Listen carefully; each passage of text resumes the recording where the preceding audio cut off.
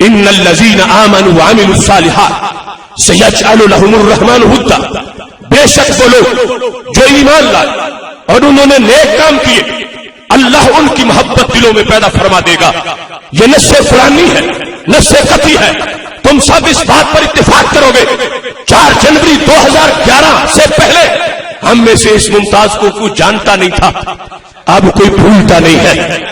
جس وقت حضرت عمیر رضی اللہ تعالیٰ عنہ نابینا صحابی نے نظر مانی تھی کہ میرے نبی علیہ السلام بدر میں تھے کہ جب محبوب علیہ السلام واپس پہنچیں گے تو میں اسماء بنت مروان جس نے توہین کی ہے اس کا سر اتار کر نبی علیہ السلام کی دہلیز پہ حاضری خدمت ہو جاؤں گا.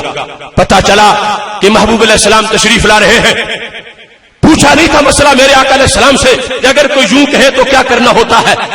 رات کو نکلے، ورنہ معذوری تو تھی آنکھوں کی، کہہ سکتے تھے میں کیا کر سکتا تھا، میں تو نابینا تھا، لیکن جنہوں نے کرنا ہوتا ہے وہ کر دکھاتے ہیں. رات کے وقت نکلے اور دہشت گردی نہیں کی. دہشت گرد چہرہ چھپا کے مارتا ہے، غازی چہرہ دکھا کے مارتا ہے. جس گھر میں وہ خاتون موجود تھی خطرہ تھا کہ اگر میں اس کو پہچاننے کے لیے آواز نہ بلاؤں گا تو مرد اٹھیں گے، مجھے شہید کر دیں گے، ہدف تک نہیں پہنچ سکوں گا. دہشت گردی کرنی ہوتی تو جو بھی سامنے آتا چھڑا مارتے جاتے، لیکن اس کا نام لیا، اس کو پہچانا، چارپائی تک پہنچے، تلوار مار کے اس کے 2 ٹکڑے کیے اور واپس مدینہ منورہ پہنچے تو میرے نبی علیہ السلام نماز فجر کی ادائیگی فرما رہے تھے. حضرت عمیر نے اسی کو مارا جس نے توہین کی تھی، اور کوثار مارکیٹ میں 27 گولیوں میں سے 1 گولی بھی کسی اور کو نہیں لگی، ساری اسی گورنر کو لگی ہے.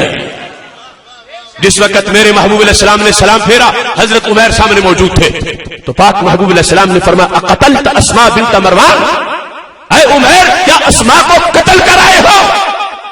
تو حضرت عمیر کہتے مجھے حوصلہ ہوا کہ میں جن کے عشق میں نکلا تھا ان کی نگاہ میرا دھیان بھی رکھنے والی ہے. اس موقع پر انہوں نے سوال کر دیا. یہ ہے فیصلہ غازی ممتاز حسین قادری کے کیس کا. کہنے لگے عرض کی هل اخطأت فيها یا رسول اللہ صلی اللہ علیہ وسلم، میرے محبوب اس کام کے اندر میں نے کوئی غلطی تو نہیں کی کہ میں نے خود ہی فتویٰ بھی دیا خود ہی نافذ بھی کرایا، اس میں نے کوئی غلطی تو نہیں کی. پوچھا حضرت عمیر رضی اللہ تعالیٰ عنہ نے تو میرے آقا علیہ السلام نے فرمایا ما اخطأت بل نصرت اللہ ورسولہ، تم نے کوئی غلطی نہیں کی، تم نے رب کی بھی مدد کی ہے، رب کے رسول علیہ السلام کی بھی مدد کی ہے. حالانکہ اللہ تو کسی کا محتاج نہیں، لیکن اس نے قرآن میں کہا ہے اِنَّا كَفَيْنَاكَ الْمُسْتَهْزِئِينَ، اے میرے محبوب جو آپ کی توہین کرے گا چمڑی اس کی میں آپ اتاروں گا. رب نے اپنے ذمہ کرم پہ لیا ہے لیکن ڈیوٹی محبوب کے غلاموں کی لگا دی ہے. جیسے کہا اِنَّا نَحْنُ نَزَّلْنَا الذِّكْرَ وَإِنَّا لَهُ لَحَافِظُونَ، قرآن ہم نے اتارا ہے، حفاظت ہم آپ کریں گے. امت نے یہ مطلب نہیں سمجھا کہ جب حفاظت اس نے کرنی ہے تو ہم مدرسہ کیوں بنا، ہم حافظ کیوں بنے. سب کو پتا ہے کہ اس نے ذمے لے کے ڈیوٹی محبوب کے غلاموں کی لگائی ہے تاکہ پتا چلے میں نے بلا وجہ ان کو سردار نہیں بنایا، کام ہی سرداروں والے کرتے ہیں. تو گلی گلی میں حافظ آئے. ایسے ہی میرے نبی علیہ السلام کی عزت سے پہرے خود ذمہ کرم پہ لیے اور ڈیوٹی محبوب کے غلاموں کی لگا دی ہے. اس واسطے فرما تم نے تو اللہ کی مدد کی اور اللہ کے رسول علیہ السلام کی مدد کی. اور کہا من سرہ ان ینظر الی رجل من اہل الجنہ فلینظر الی عمیر، جس کو یہ شوق ہو وہ تازہ جنتی کا دیدار کرے، وہ میرے عمیر کے چہرے کا دیدار کر لے. یہ ہے دربار نبوی کا فیصلہ. اس عدالت سے بڑی کون سی عدالت ہے، اس بارگاہ سے بڑی کون سی بارگاہ ہو سکتی ہے.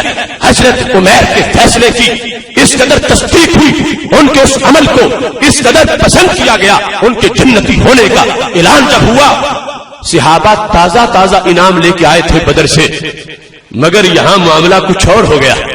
عشق کی ایک جست نے کر دیا قصہ تمام. اس زمین و آسمان کو بے قرار سمجھا تھا میں، ایک جمپ کہاں لے گیا حضرت عمیر رضی اللہ تعالیٰ عنہ کو کہ میرے آقا علیہ السلام کی خدمت میں بیٹھے ہوئے عمر فاروق رضی اللہ تعالیٰ عنہ، بدر والوں کو رب نے کہا جو کرو تمہیں کوئی عمل نقصان نہیں دے گا. مگر عمیر کے جمپ پر کیا صورتحال تھی؟ حضرت عمر رضی اللہ تعالیٰ عنہ کہنے لگے تسرع فی طاعت اللہ وانہ اعمی، لوگوں دیکھو نابینا ہو کے بازی لے گیا ہے، آما ہے نابینا، گھس گیا ہے اللہ کی بندگی میں کتنا آگا.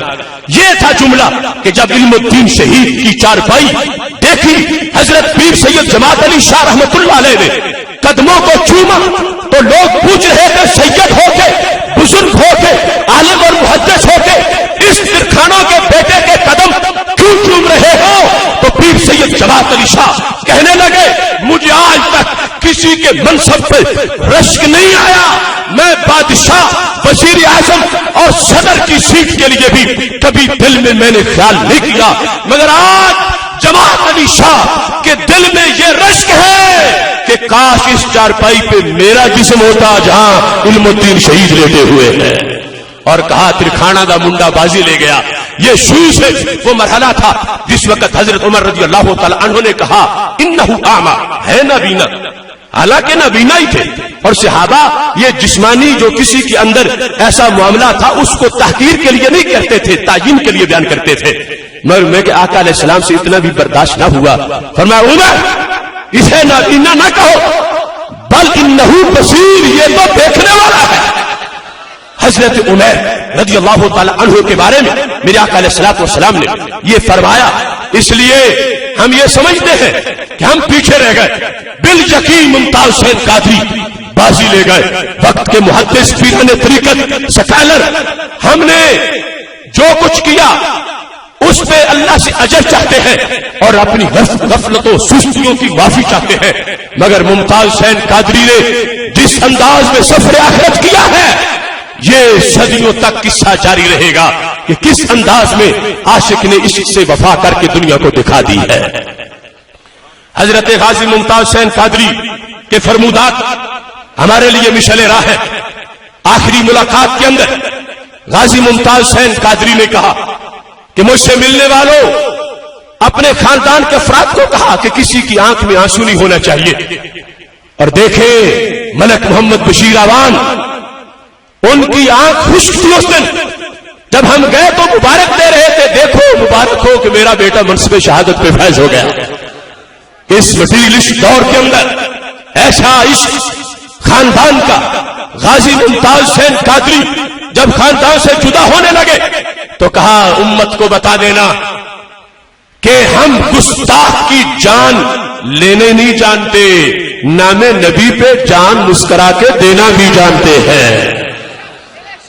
اور چلے جب سوئے دار و رسد وہ سپاہی بتاتے ہیں کہ جب اس مرحلے پہ کوئی ہوتا ہے پھانسی گھاٹ کی طرف نکلتا ہے تو چند قدموں کے بعد گر جاتا ہے، پھر سہارے دے کے اس کو لے جاتے ہیں.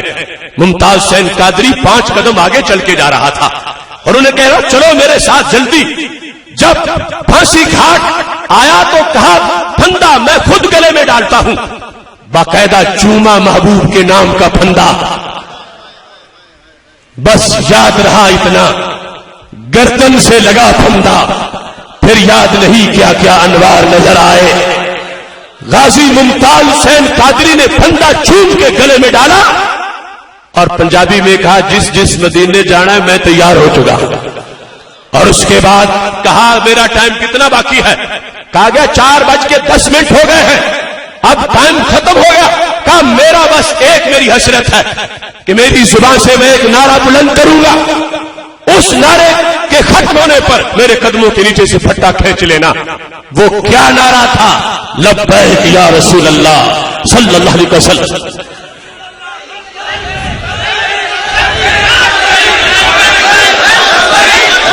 سارے بیک زبان کو لبیک لبیک لبیک یا رسول اللہ، لبیک لبیک لبیک یا رسول اللہ، لبیک لبیک لبیک یا رسول اللہ، لبیک لبیک لبیک یا رسول اللہ، لبیک لبیک لبیک یا رسول اللہ صلی اللہ علیہ وسلم.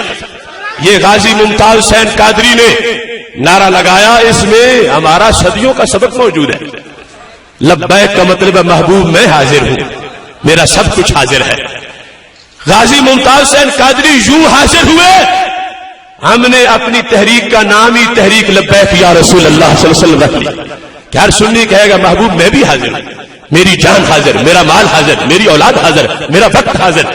میں آپ کی عزت کے لیے حاضر، محبوب میں آپ کے نظام کے لیے حاضر، محبوب میں آپ کی سنت کے لیے حاضر، محبوب میں آپ کی شریعت کے لیے حاضر، محبوب میں آپ کے دین کے لیے حاضر، محبوب میں آپ کے دین کے غلبہ کے لیے حاضر۔ ممتاز حسین قادری کا خون ہمیں صدیوں کا راہ عمل دے گیا ہے۔ اب تمام سنیوں نے تحریک لبیک یا رسول اللہ صلی اللہ علیہ وسلم کے پلیٹ فارم سے یہ پیغام پہنچانا ہے کہ ممتاز حسین قادری مرا نہیں، آج بھی دلوں پہ راج کر رہا ہے۔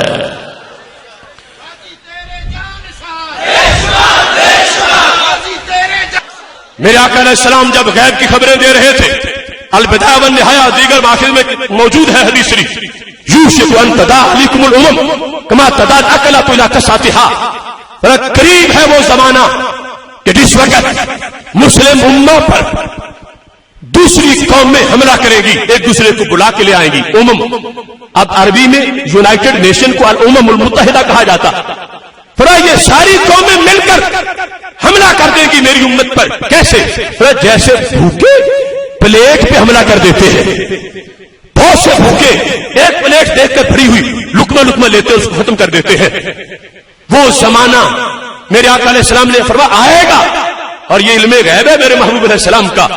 تیری نظر خارزار شب میں گلاب تحریر کر چکی تھی، اجاڑ نیندوں کے خواب میں انقلاب تحریر کر چکی تھی، میرے ذہن کے فلک پر جو سوال چمکے تو میں نے دیکھا، تیرے زمان ان کے جواب تحریر کر چکی تھی۔ اس وقت میرے آقا علیہ السلام نے فرمایا ایسا زمانہ آئے گا کہ میری امت کے وسائل پر غیروں کا قبضہ ہو جائے گا، امت کی خانہ تلاشی ہوگی۔ آج کیا ہوا افغانستان میں، آج کیا ہوا عراق میں، کیا ہوا شام میں، کیا ہوا الجزائر میں، پوری دنیا میں جو رسوائی ہے، جو امت کی کمزوری ہے، وہ سب کے سامنے ہے۔ صحابہ نے پوچھا یا رسول اللہ صلی اللہ علیہ وسلم من قلت نحن یومئذ، آج ہم تھوڑے نہیں، صحابہ کی جماعت بڑی جماعت ہے، اور دشمن اپنے گھر میں ہمارا نام سن کے بھی کانپتا ہے، تو کیا اس وقت جب ایسا ہوگا تو ہماری امت یہ قلیل ہو چکی ہوگی؟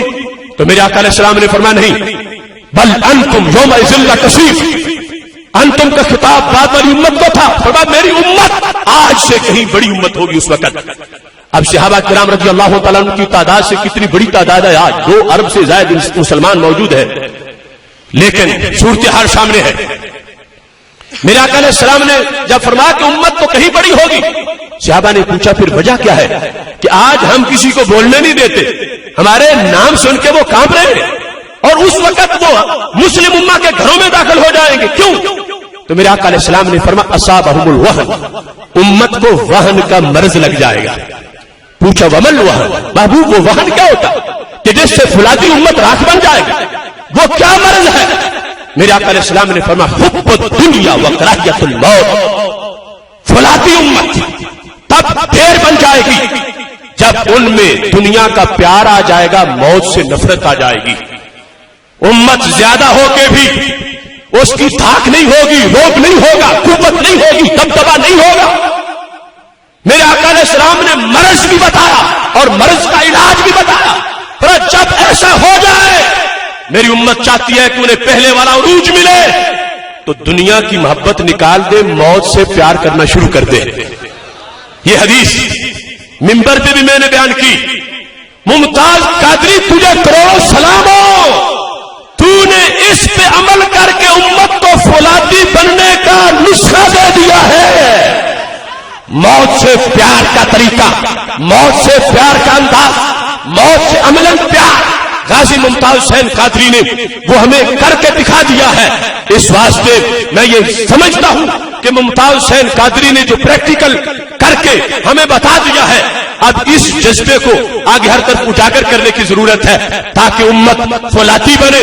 یہ ملک اس کی کرسیوں پہ بیٹھے ہوئے دیمک، اس کے مختلف وہ مقامات جہاں غیروں کے کیڑے مکوڑے آ کر سب کچھ چاٹ رہے ہیں، غازی ممتاز حسین قادری کا خون یہ تقاضا کرتا ہے کہ یہ ملک اہل سنت نے بنایا ہے، اور اس ملک میں نظام مصطفیٰ صلی اللہ علیہ وسلم ہی رائج ہوگا۔